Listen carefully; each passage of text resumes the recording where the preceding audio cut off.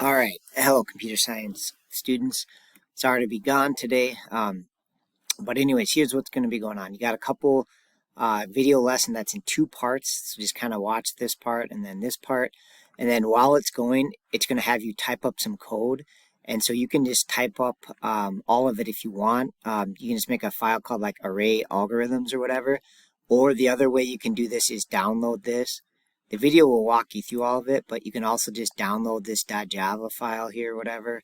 So blah, blah, blah, blah, blah, download it, open it up, and then you can just copy and paste it in.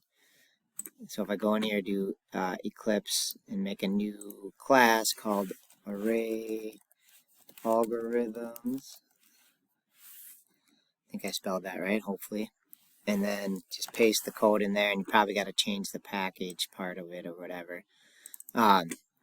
But anyway, so then get that loaded up, and then you're going to write some methods. So it'll walk you through, and the video will go through all this with you if you don't know how. But you create an array, an int array of IQ scores, and then you're going to make a bunch of methods, right? And then call them from main. So you're going to find the lowest value, add 5 points to all the IQs, and then you make like a calculate average one.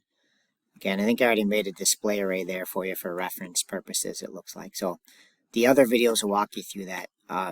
So that's it. Do follow along with the videos, type this up, pause the videos at appropriate moments. All right, thanks for watching.